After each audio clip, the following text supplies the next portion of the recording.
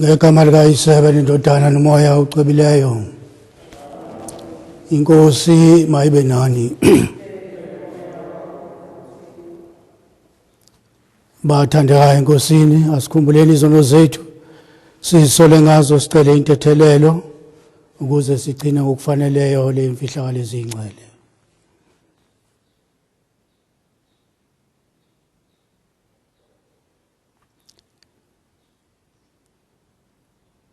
Ngiyavuma uNkulunkulu umnini mandla wonke nakunina bazalwane,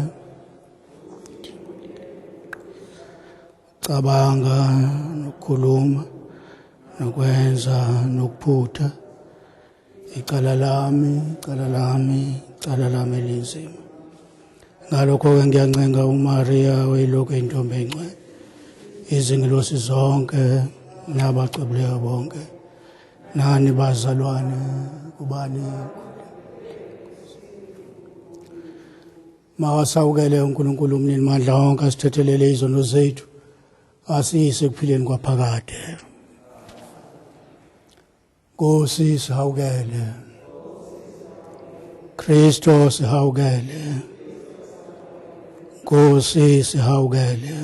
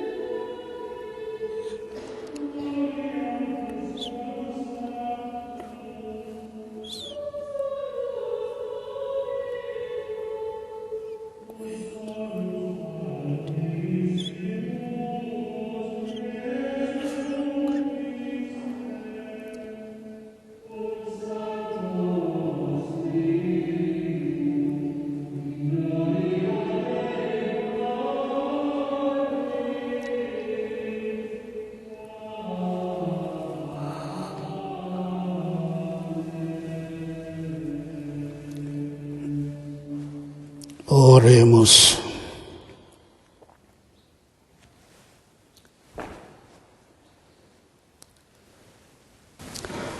Nkulunkulu, wena ovezela abadukileyo ukukhanya kweqiniso lakho ukuze bakwazi ukubuyela endleleni eyiyo, ake usize bonke abazibiza ngokuthi bangamaKristo ukuze balahle konke okuphambene nobuKristo, bakhuthalele ukwenza okuvumelana nabo.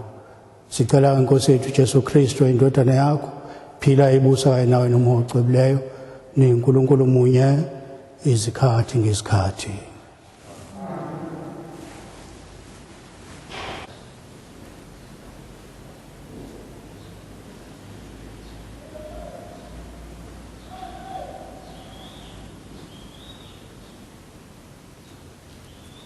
inhlabathi uthela izithelo ngomlungu. Isifundo sithathwe encwadini kaIsaya umprofethi.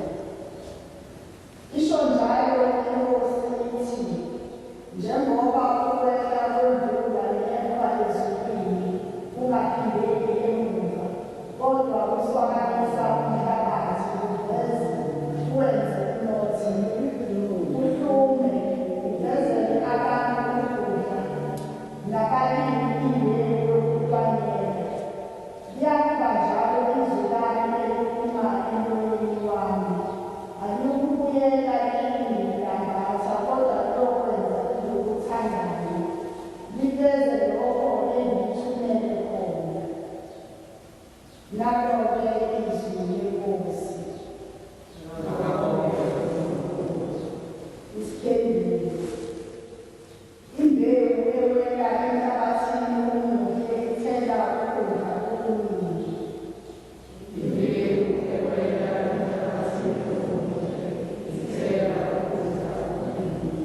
Nkosi, uhambele ilizwe waliswabamisa, walivundisa kakhulu.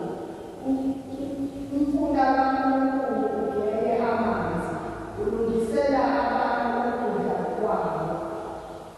Imbewu ewela enhlabathini omuhle ithela ukudla okuningi. Bheka, ulungisa umhlabathi kanje, uswabanisa imisebe yawo, udubuza amagabade, usithambisa ngemvula, ubusise amakhaba awo. Imbewu ewela enhlabathini omuhle ithela ukudla okuningi. Nkosi, uhlobisile unyaka ngomusa wakho, yebo izindlela zakho zilandelwa unaka, namadlelo ehlane aphuma ekukuzeni, namaguma engethe intokozo. Imbewu ewela enhlabathini omuhle ithela ukudla okuningi.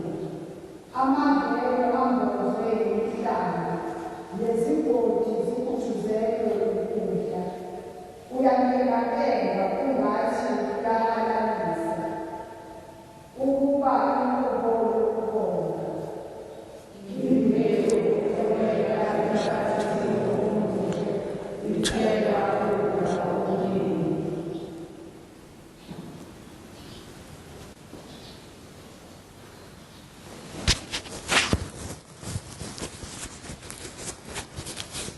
Isifundo sesibili. Ukuthemba kwezinto ezidaliweyo kubheke ukwambulwa kwabantwana bakaNkulunkulu. Bazalwane, mina ngithi izinhlupheko zalesi sikhathi aziyakulinganiswa nobukhosi obuzayo esiyakwamukela. Ngoba ukuthemba kwezinto ezidaliweyo kubhekile kulindele ukwambuka kwabantwana bakaNkulunkulu.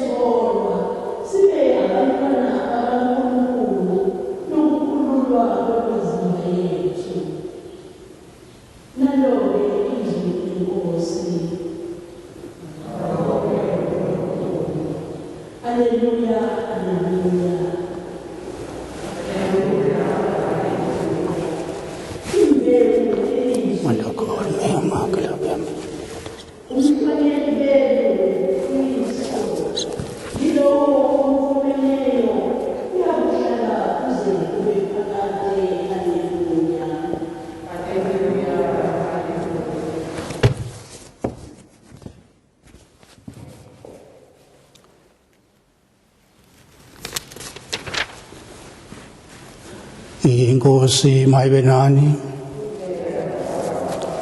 Kufundwa encwadini yevangeli njengoba elotshwe nguMateyu umpostoli.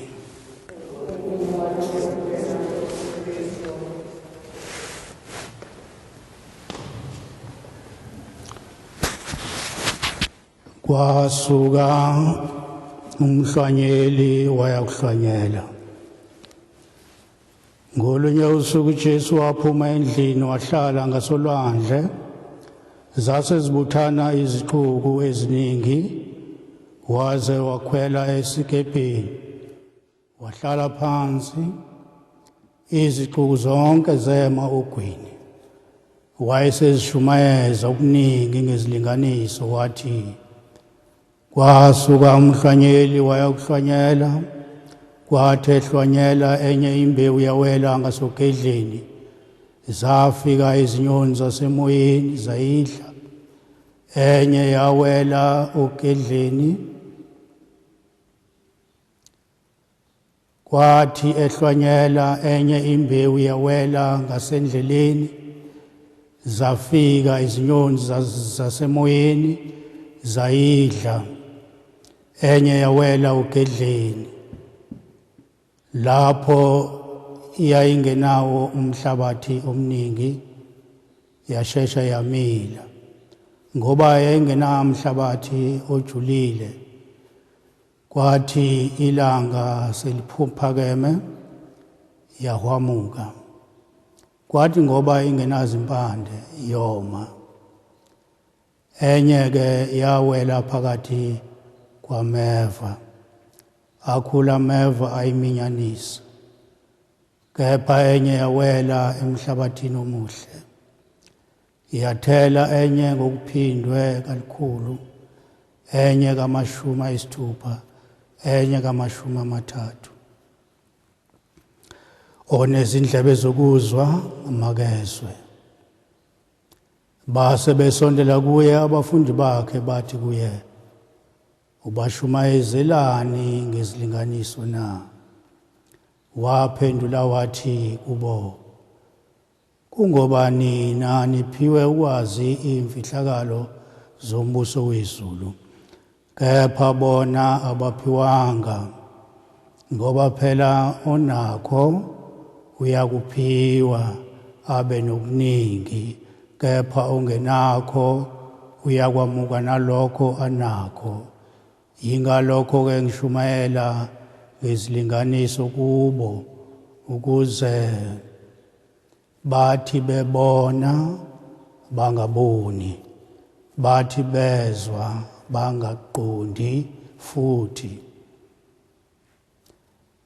bathi bezwa bangezwa bangaqondi futhi. Phela siyagcwaliseka kubo isibikezelo sika Isaya esithi, niyakuzwa ngendlebe ningaqondi, nokubona niyakubona nibe ningaboni. Lokhu phela inhliziyo zalaba bantu zilikhuni, nezindlebe zabo zizwa nzima. Bacimezisa namehlo abo, funa mhlawumbe babone ngamehlo, bezwe ngezindlebe, baqonde ngenhliziyo, baphenduke, mina ngibasindise. Kodwa amehlo enu anenhlanhla ngoba ayabona, nezindlebe zenu zibusisiwe ngoba ziyezwa. Impela ngiyaqinisa ngithi kini, baningi abaprofethe nabantu abaqotho ababelangazela ukubona enikubonayo nina, kepha abakubonanga, nokuzwa enikuzwayo, kodwa abakuzwanga. Nina-ke zwanini isilinganiso somhlwanyeli. Uma umuntu ezwa izwi lombuso angalibambi, kufika umubi ahlwithe okuhlwanyeliwe enhlizweni yakhe. lo ke ufanekiswa ngayo ehlwanyelwe ngasendleleni, ehlwanyelwe ugedleni, yilo ozwa izwi asheshe alamukele ngenjabulo, kodwa alinampande kuye, likhona isikhashana nje kuthi kungavela ukuhlupheka nokuzingelwa ngenxa yezwi asheshe akhubeke. Ehlwanyelwe phakathi kwameva, yilo ozwa izwi isuke iminako yalomhlaba nenkohliso yomcebo, iminyanise izwi lingabi nazithelo. Kodwa leyo ehlwanyelwe emhlabathini omuhle, yilo ozwa izwi aliqonde, athele izithelo, zithele ngokuphindwe kalikhulu, ezinye ka60, ezinye ka30. Izwi lenkosi evangelini eliyingcwele. Per evangelica dicta deliantur nostra delicta.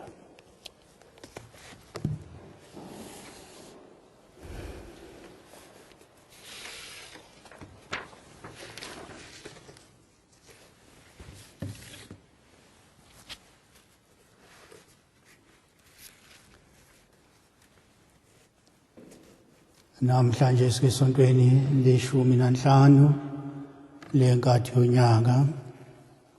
Isifundo sethu sokuqala sithathwe encwadini ka-Isaya. U-Isaya wesibili ukhuluma ngezwi likaNkulunkulu elithunyelwe kubantu. Emavesini ayisishiyagalolunye angaphambili kulesahluko Isaya ubemema abantu bakubo ukuba baphendukele uNkulunkulu,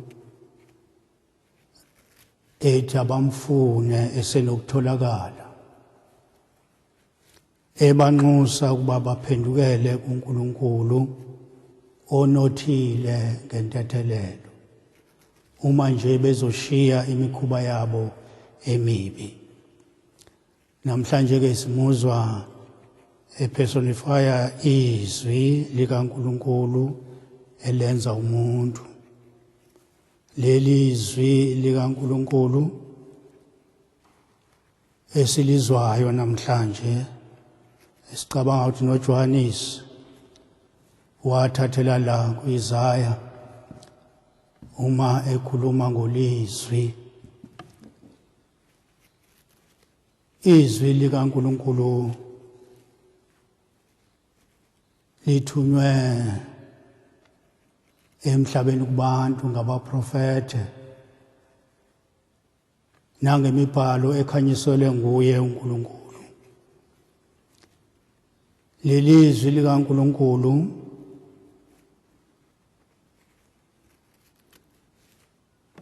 lilizwi noma likhombisa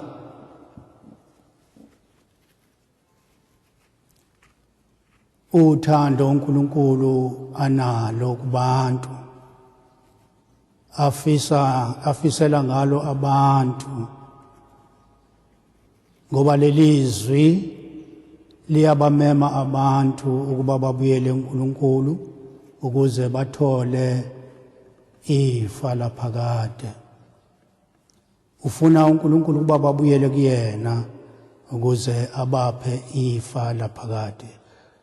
Ukhuluma kakhulu eTestamenteni elidala ukuthi ababuyele kuyena uzabasa ezweni lesethembiso. Lelizwe lesethembiso elifanekisa leli ifa laphakade. Abaprofete bawumlomo kaNkulunkulu kubantu, kodwa uma ubheka lembhalo yabo abaprofete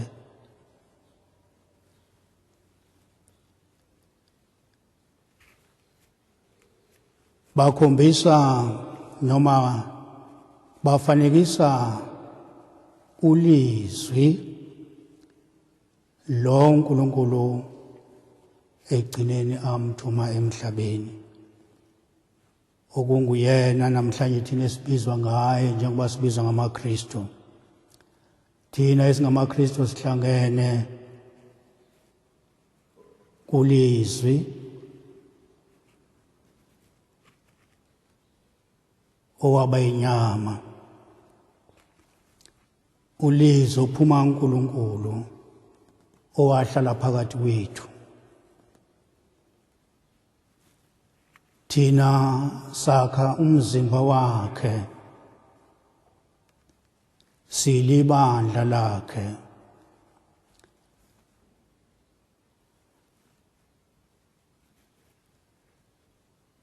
Njengamalunga alomzimba wakhe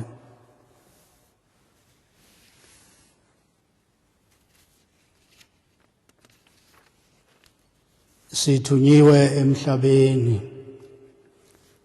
ukuba sizolungiselela ukwamukela lelifa uNkulunkulu asithembisa lona. Lelifa litholakala ngokusebenza emhlabeni, ngokwenza imisebenzi emihle emhlabeni.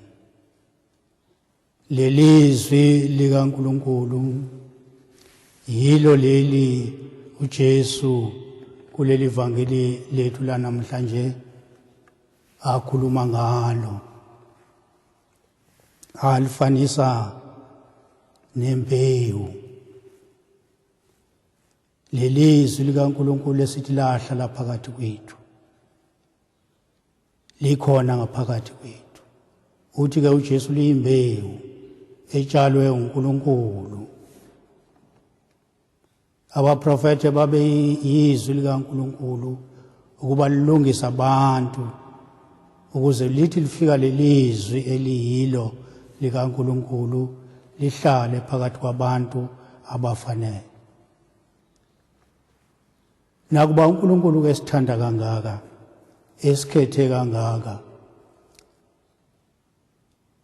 kodwa njengoba singabantu siyamuzwa uJesu elinganisa ngezwi elihlwanyele ezindaweni ezahlukene. Uyachaza futhi ukuthi lelizwi lembewu ehlwanyele ezindaweni ezahlukene. Uyachaza futhi ukuthi lembewu ifanekisa izwi likaNkulunkulu. Thina ke siumhlabathi. Kufanele ilona ilo ukuthi ngabe uyazibuza emva kokulalela leli vangeli ukuthi konje mina nguhlobo luni lomhlabathi. Kulomhlabathi awubalile uJesu imbewu eyawela kuwona. Eyokuqala yawela endleleni. Siyayazi indlela ukuthi igangathekile, akulula ukuba imbewu ishone phansi imile ngaphandle kokuba uzoyilungisa indlela, uphuthuza amagabade, phuma ukuqina lokhu kukhona kuyona.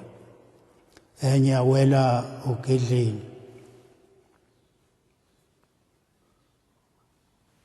Lapho yayingenawo umhlabathi omningi, okwathi sokufathi bayimile kwatholakala ukuthi ayikinazo impande, ayikwazi ukujula, iyoma. Le yawela endleleni yadliwa izinyoni. Kwakhona le wela emeveni, kula meva iminyanisa, ayathela izithelo.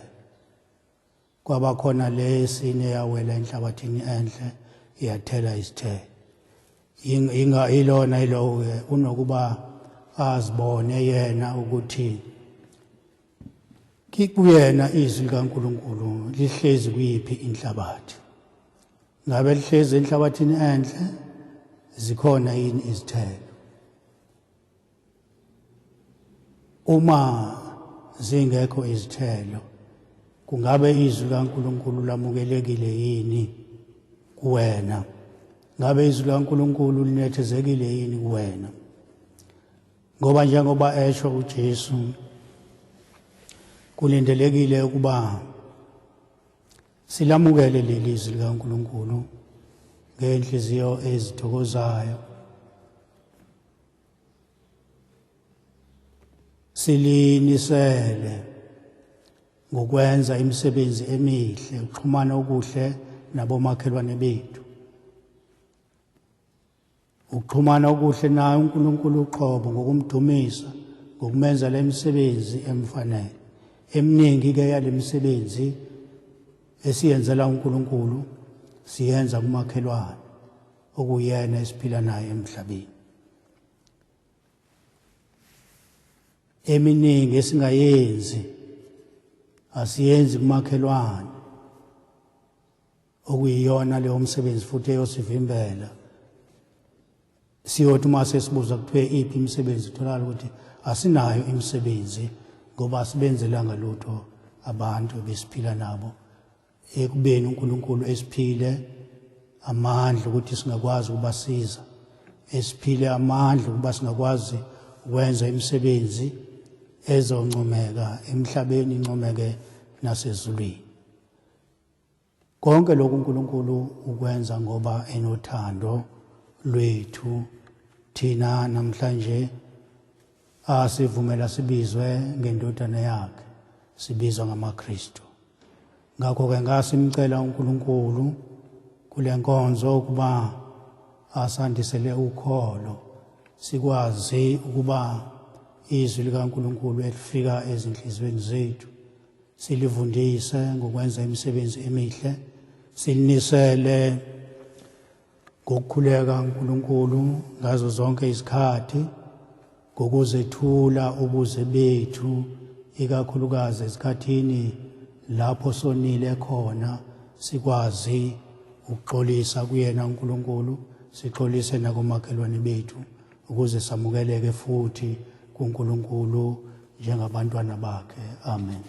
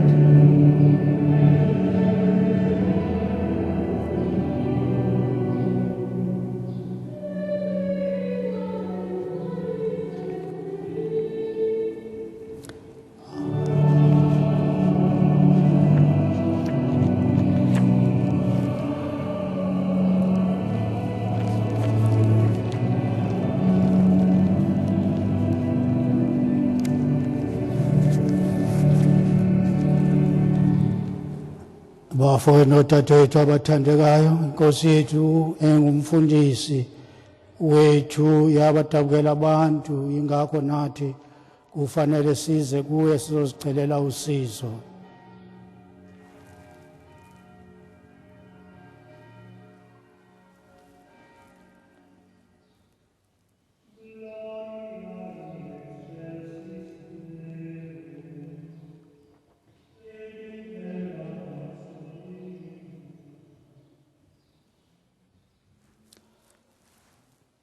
Nkosi Jesu Kristu, mfowethu nomngane wamakholwa, sicela ukuba ucwebise amakholwa uwenze abe isizwe esingcwele nobupristi bobukhosi, abe inhlabathi ephilile ukuze athele izithelo eziyiyo. So Nkosi silalele.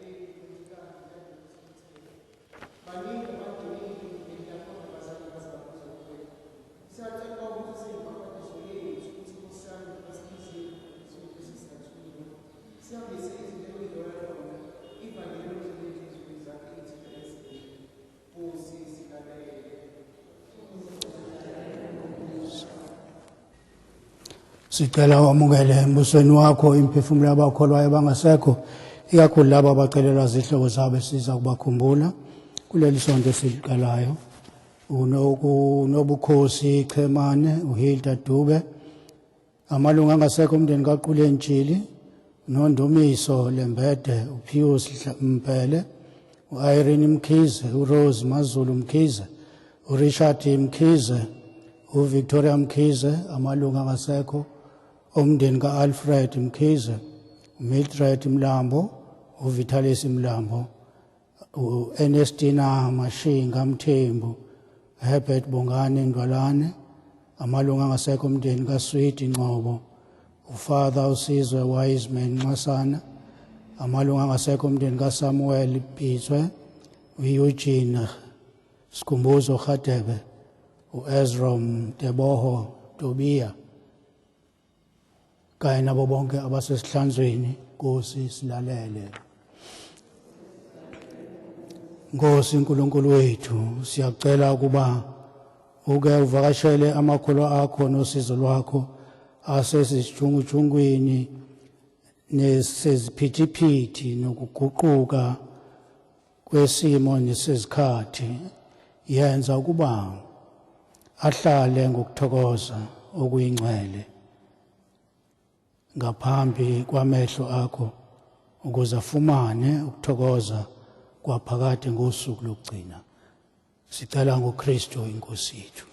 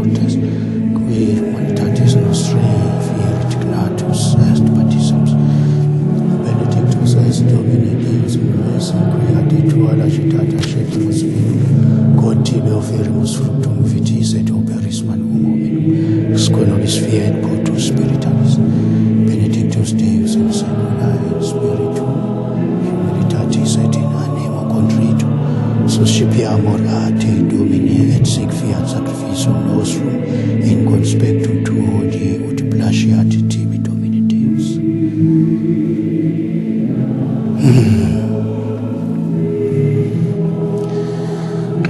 Lava me, Domine, ab iniquitate mea, et a peccato meo, munda me.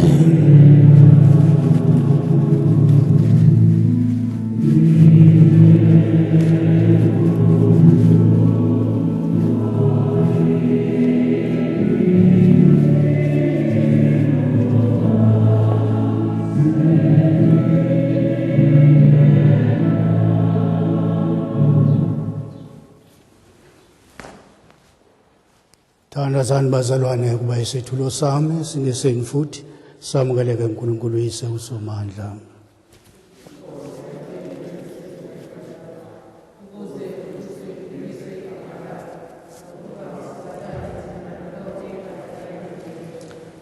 Nkosi, ake ubheke ngomusa izethulo zebandla elikhuleka kuwe, uvume ukuba nxa sezamukelwe zandise ukucweba kwamakholwa.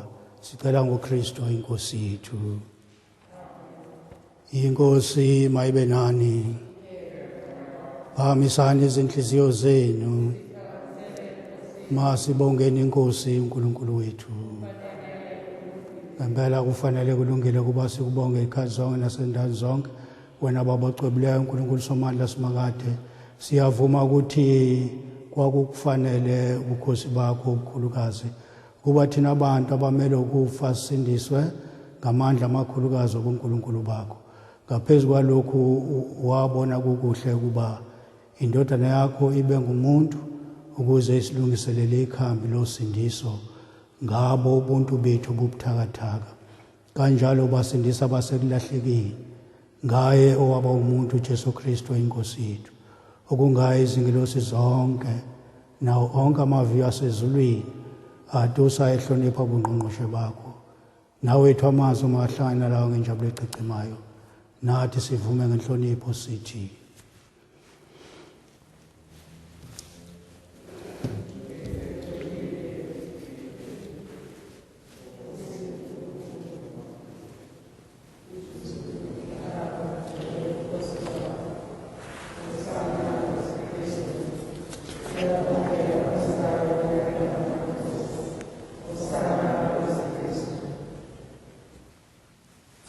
size kukubonga Baba, sikudumisa ngoJesu Kristu indodana yakho.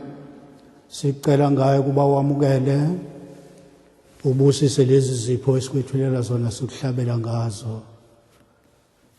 Sizethula sicelela ibandla lakho eliyingcwele elikatholika kolikhweza uliqondise uliphe uxolo nobunye emhlabeni wonke. Sicelela futhi inceku yakho uFrancis upapa wethu, umbishop wethu Pius Lungwane kanye nabo bonke abaluvumayo balifundisa ukholo olukatholika esalithola ngabapostoli. Ake ubahlabe inhlanhla Nkosi abantu bakho, ikakhulu laba esibacelela manje.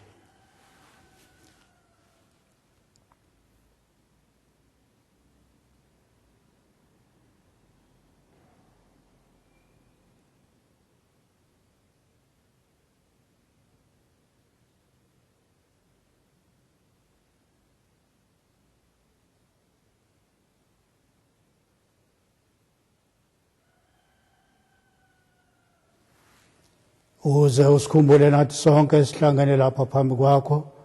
Uyazi ukuthi ungakanani ukukholwa kwethu nokuzinikela kwethu kuwe. Sikwethulela lo mhlatshelo wokubonga sizikhulekela thina nabakithi nezihlobo zethu kanye nabonke sifisa ukubacelela.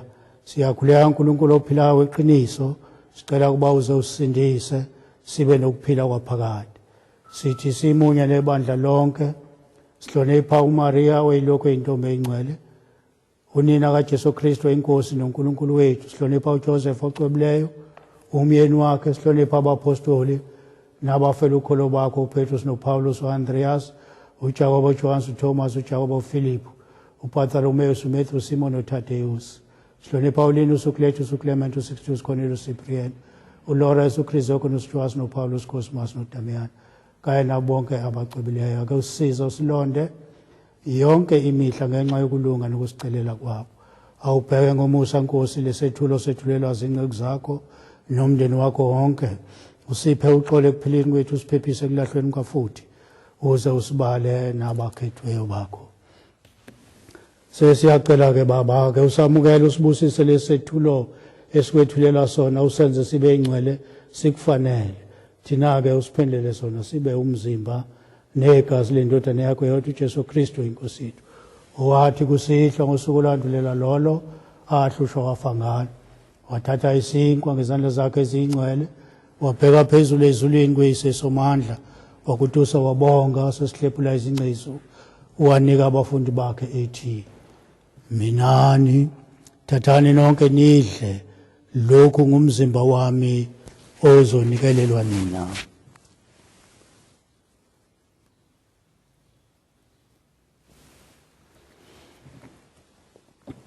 Ngokunjalo sebedlile, wathatha isitsha sewayini, waphinda wakutusa wabonga, wasesinika abafundi bakhe ethi, minani phuzani nonke kuso, isitsha segazi lami, igazi lesivumelwano esisha esiya kuma njalo. Leli gazi lizochitheka ngenxa yenu nabaningi ukuze kuthethelelwe izono.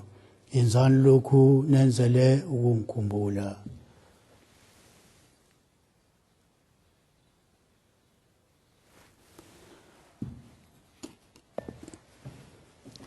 Imfihlakalo yokholo.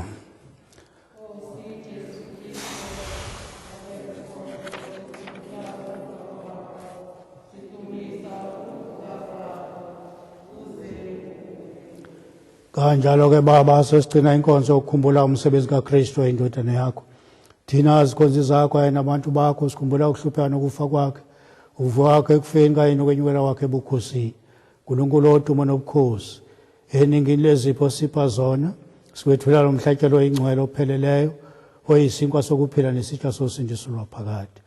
Ake uzibheke ngamehlo eneme lezethulu zamukele, njengoba wakwamukela ezikaHabeli isikhonzi sakho esilungileyo, nomhlatshelo ka-Abraham waba ngokholo, kanye nesinkwa newayini okwethulwa umpristi wakho uMelkizedeki. uNkulunkulu somandla sicela kube ingilosi yakho ithathe lo mhlatshelo inyuselela thini lakho esulwini. Thina-ke lapho samukela kuleli lathi umzimba negazi eliyingcwele indodana yakho, uze usiphe zonke izipho eziyingcwele nezibusiso zakho. Bahawukele Nkosi abasishiye benophawu lokholo, baphe ukuthokoza kwaphakade, ikakhulu laba esibacelela manje.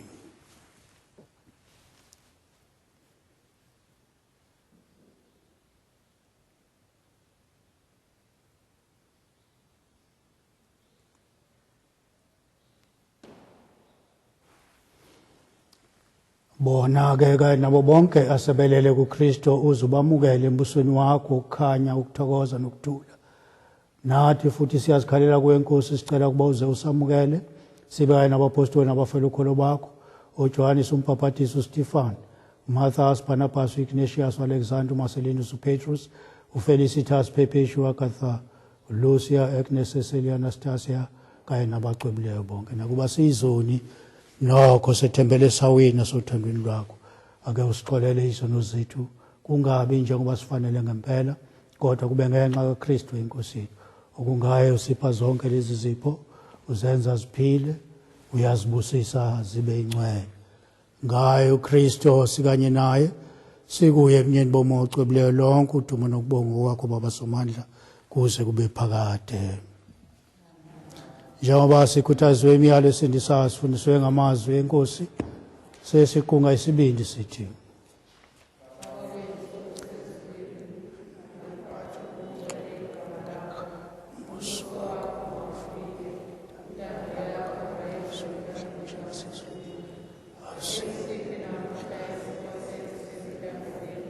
usithethelele izono zethu njengoba nathi sithethelela abasonayo.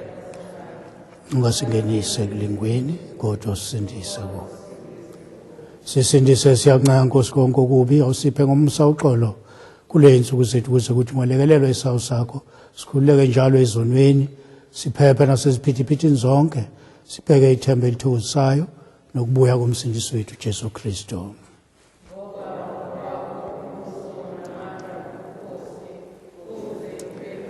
Nkosi Jesu Kristu, wena wathi kubapostoli bakho, uxolo ngilishiya kunina, uxolo wami nginika lona. Ungabheki izono zethu, kodwa bheka ukholo lwebandla lakho, uvume ukulipha uxolo nobunye njengoba kuyintando yakho, wena uphila ubusa izikhathi ngezikhathi. Xolo lenkosi malube nani njalo.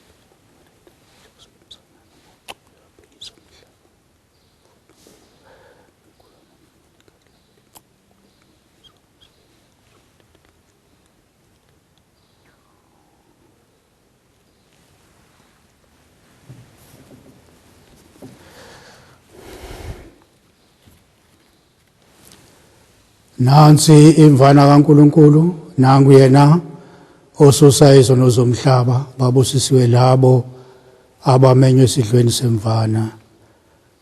Nkosi yangifanele ukuba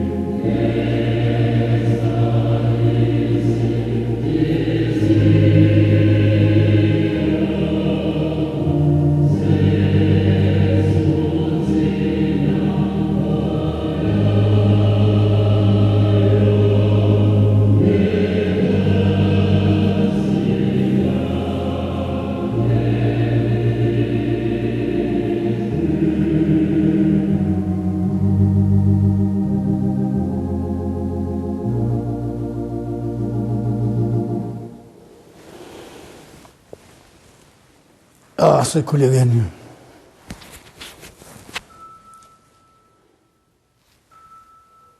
Nkosi, njengoba sesamukele izipho zakho ezingcwele, siyacela ukuba ngokuvama kwethu kwamukela le mfihlakalo ingcwele kuchume umphumela wosindiso lwethu.